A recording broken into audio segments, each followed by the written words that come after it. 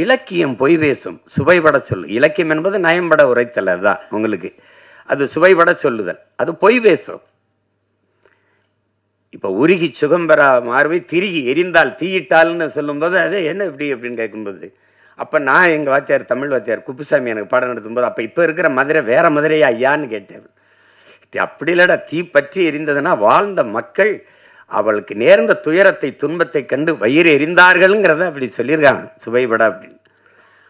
அப்ப இலக்கியம் பொய் பேசும், இதிகாசங்கள் பொய் பேசும், புராணங்கள் பொய் பேசும், காப்பியம் காவியம்லாம் பொய் பேசும். ஆனால் வரலாறு பொய் பேசக்கூடாது, பொய் பேசாது, பொய் பேசாது. அதனாலதான் நாங்கள் முற்றுமுழுதாக வரலாற்றில் புறக்கணிக்கப்பட்ட ஒரு இனத்தின் மக்கள் இன்றைக்கு வரைக்கும்.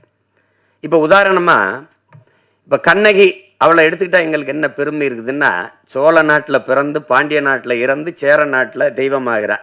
எழுதின எங்க பாட்டன் இளங்கோவடிகள் 3 மன்னர்களையும் இணைத்து, 3 நிலப்பரப்பையும் மன்னர்களை இணைத்து ஒரு காப்பியத்தை செய்கிறார். அது காப்பியம், அது கற்பனை.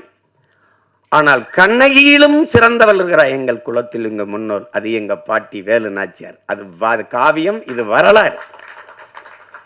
ஆட்டினா பாருங்க, ஆட்டி படைக்கிறானையா அப்படிங்கிற மாதிரி ஆட்டி படைத்தால் ஒரு பெண்மகள். தமிழர்கள் பொதுவா மானுடனே தாய் வழி சமூகத்திலிருந்து வந்தவன் தான்.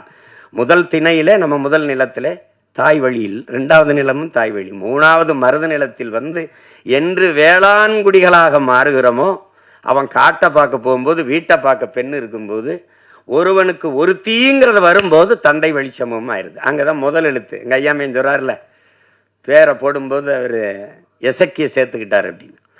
அப்ப தந்தை வழி சமூகமா வரும்போது தான் அது வரைக்கும் பெண்ணு தான், தாய் வழி சமூகம் தான். நம்ம அதை மாற்ற முடியல. இன்று வரைக்கும் நாடு தாய் நாடு தான், மொழி தாய்மொழி தான். என் தம்பி கார்வணன் சொன்னது மாதிரி, இந்த தமிழ் குடிகளுக்கு 90 விழுக்காட்டுக்கு மேலே பெண் தெய்வங்கள் தான். எனக்கு கூட என்னுடைய குலதெய்வம் வீரமாகாளி பெண்ணு தான். இங்கே இருப்பீர்கள் எங்கள் இன வரலாறு. இந்த திராவிடர்கள், அதுவும் ஐயா ராமசாமி பெரியார் வந்த பிறகுதான் எங்களுடைய வரலாறை தொடங்குகிறார்கள். திராவிட வரலாறு, திராவிட. இன்றைக்கும் தமிழன் இன அரசியல் வரலாறு ஐயா பெரியார், அண்ணா, கருணாநிதி அவர்கள், எம்ஜிஆர் அவர்கள், ஜெயலலிதா அவர்கள், இதுதான் வச்சிருக்கான். என்னுடைய வரலாறு அதுக்கு எவன் கண்டுபிடிச்சான்? 50,000 ஆண்டுகளுக்கு மூத்ததுங்கிறான் ஒருத்தன்.